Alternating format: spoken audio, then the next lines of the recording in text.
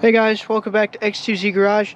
In this episode I'm going to be installing the fuel injectors into the 68 Mustang. But first I want to show you a couple things I've done to the Geo Metro off camera. Just a couple cosmetic things, like taking care of the rust behind the front fenders, and I painted some flames on the front of it. That's pretty cool. And I took care of some more of that rust over there. I still got to clean the interior. I picked up some more parts from the parts store for it. I got all of the stuff for the front brakes, the front rotors, pads, and I got the rebuild kits for the calipers. So that's pretty cool. We're going to go inside and see what we got. I also got oil change stuff for my truck too, so maybe that'll be a video. But yeah, the rotors are not very big. So yeah. So 68 Mustang, this is what we got so far. We had to take the injectors out when we painted this engine, so now we are going to work to get the new injectors that are sitting on the fender over there put back in. I've already cleaned out one of the holes for the injector, for one of the injectors, so I have to pull these little paper towel globs out of there and clean them out the rest of the way. I cleaned them out by using a little Q-tip on a stick and some of this carburetor choke and throttle body cleaner. Just sprayed a little bit of that on the Q-tip and rubbed it around inside. Took care of most of the carbon buildup that was in there. These here are the brand new fuel injectors. What kind of volumes on these? 19 pound injectors. This factory style. OEM style, factory spec. And Dad over here is working on making a bushing out of some tinned copper. Repurposing something. Yeah. For out of an old large soldering area. So I reshaped the end. Now I'm boring it to 7/16. Like you said, and I'm going to be cutting bushings out of it for the various pulley relocations and stuff. we also got some pulley stuff done. We got the got some brackets made for the power steering pump. We got the power steering pump mounted. We got the alternator mounted for the most part. It's just pulley alignment now, because this alternator has to be forward. As you can probably tell, it's on the furthest set of V's back, and that is the one the power steering pump needs to be on. So the alternator needs to come forward a little bit so the V belts line up, and so we can have the one for the power steering pump available. The reason all this came up was because this had a 289 in it. And the 289 had a different harmonic balancer. It was 28 ounce imbalance. We've been through all this where we're going to go serpentine, and then that didn't work out. We had to get a special adapter. Well, also on a 289, the power steering pump didn't have a backer plate, and it was right up against the timing chain cover. So this whole pulley setup was back further. This new water pump pushed it forward. So now we have to bring everything forward to line up the belts. I even had to cut a spacer that's down below. It was exactly 15/64 to shove the lower pulley out far enough to actually grab. And yeah, so now we just got to shim everything in line. Like that's what I'm cutting right now, is a new bushing for this instead of the stack of washers. That's how thick it has to be to put this directly in line with this belt. I've got some 7/16 all thread rod showing up because this bolt is too short, and I have to move it basically an inch forward. And then once I do that, I'll probably end up bolting this on the other side of this bracket. So that's about an inch right there. And that'll get this pulley which right now is perfectly in line with the back pulley, but we need it up here in the front one. Yep. So I'll probably take you through the cleaning process for the holes, and then I'll probably do the rest of them off camera, and then we'll pop them in there. Don't mind me, I'm gonna be back here drilling. And possibly getting the fuel rail hooked up. I don't know about running the fuel rail to the fuel line that's sitting in there. I don't know how hard exactly that's going to be. Got the new fuel filter and mount, but we need the injectors in, get the intake on before we tile it. So. Yeah. Alright, I'm going to grab another little thingy here, the Q-tip, and that's just a smaller size right here. So yeah, we'll get started. Alright, so I've got a little pile of the Q-tips over here, and I don't know if you can see the difference between this hole and that one, but this one has a little bit more carbon buildup.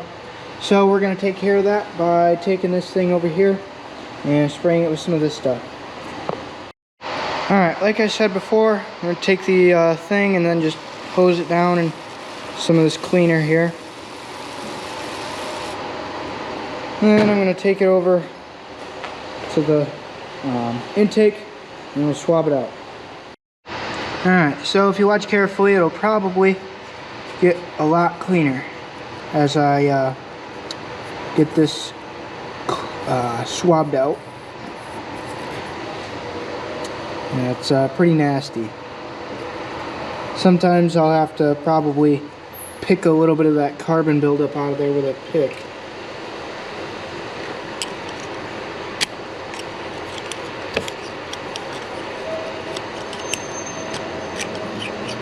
Just like that. And we'll take our swab and pull it all out. Alright, we've gone through all of the injector holes and cleaned them up. So now we will probably be able to... You can see some of the junk that come out of those holes, so yeah, something good to do. We'll probably go through and install the new injectors.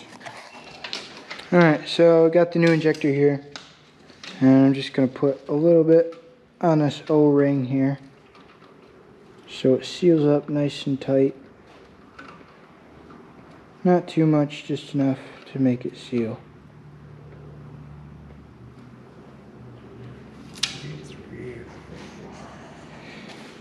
Then I'm going to go ahead, hop up on the little step we got here.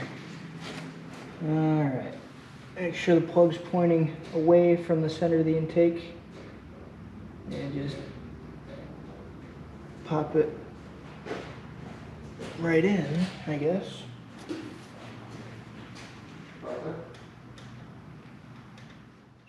So we've concluded that that is all the further that they go in, and we're going to continue. Did you show them the originals? No.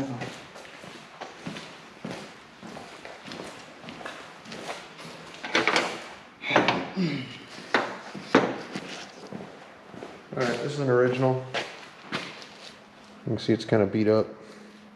But these go in just as far as this O-ring goes in. It's the same height. Just this one has a different shape right here, so it touches.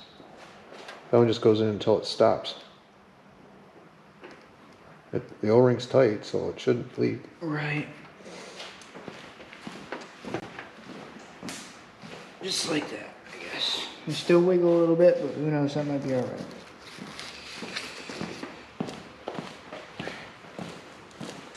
And get the rest of these pressed in there, and maybe we'll see about getting the fuel rails on. Alright, I've got the fuel rails pretty much sat on top of there. Before I press them onto the injectors, I'm going to go around and put some dielectric grease on top of the injectors. Alright, we got the little fuel rails clipped onto the injectors there. We got that ran down. This alternator still has to go an inch forward still. So yeah, we got to find the little bolts that screw it into the intake itself. And Eventually we'll delete the return pressure thingy. And we got spacer plate And intake. Intake. Well, plenty. Well, yeah. After the computer is hooked up.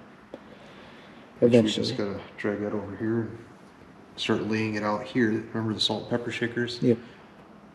If we didn't disconnect them, we'll disconnect them so we can get all the wires plugged up in here. Figure out the best place to punch the hole through the firewall. Mount the computer in there and punch the hole through the firewall. Okay. Yep. So hopefully that all just works. Yeah. If not, then we'll figure out how to make it work. And every step of this, like us having to make these brackets. The original one's this. With that water pump, the holes don't line up. So in order to have this little pivot point, like it has on here, we hand cut these and bent them. Hand cut this groove. Drilled multiple holes and filed it out so it can have adjustment on the belt. And now it's got 3 points of contact like it had originally. We may have to do the same thing over there. I'm hoping, but with enough bushings and spacers, we can get that to line up. But if not, then we'll bend, just like they did with this aftermarket thing here. It was just a piece of flat steel they bent into shape. We're not rocket scientists, but I stay at a lot of Holiday Inn Expresses, and we can come up with these things. Yeah. I think it looks pretty good. It almost looks professional. Yeah. Once we get them all mocked up and everything works right and the belts line up, we'll pull it all back apart, paint it all black, paint this black. Probably, we're thinking bed liner. Yep. Let us know what you think. If that'd look pretty cool, a little textured bed liner on here and the brackets and such. Cause shiny, you know, the only thing's shiny on here is the alternator. Yep. That's the centerpiece of the whole thing. Oh, and we clear coated this. This isn't. So we're not trying to go too fancy. It's just so my wife can drive it around in the summer and have fun with it. Yep. It's definitely not going to be ground up restoration. It would take a lot more than I was willing to do. Mm-hmm. So that's it for me. All right. You folks have a good night. Yep. I promise, hopefully more on the Metro soon. Kind of need the lift to do the brakes. Almost. I could probably do them off jack stands, probably. Oh, tell them about the drive shaft. Nuh-uh, I did not tell them about the drive shaft. So these came with a 71-inch drive shaft. The Fox body came with like a 48 or something. Don't quote me on that. 46. We need a 50. And the original one that's over there, we went through all the trouble of changing the U-joints. Here, I'll flip on the right U-joint. Changing the U-joints, which was fun finding those. Because we found that some of the needle seats in the old ones the needles were busted. We even shortened the yoke down so it would fit, not be too long. Only to find out from center cap to center cap 71 inches. This is the one out of the Fox. You can see it's just a shade shorter, probably 46 or so. But you Fox body fanatics probably know exactly how long that is. So we had to order one because this is in not so good a shape enough that I would risk trying to cut it and re-weld it and all that. I don't think it would hold together. Plus we'd have to have it rebalanced. By the time we spend that money and time, it was close to $600 for a drive shaft. Not the yokes, because we have both sets of those.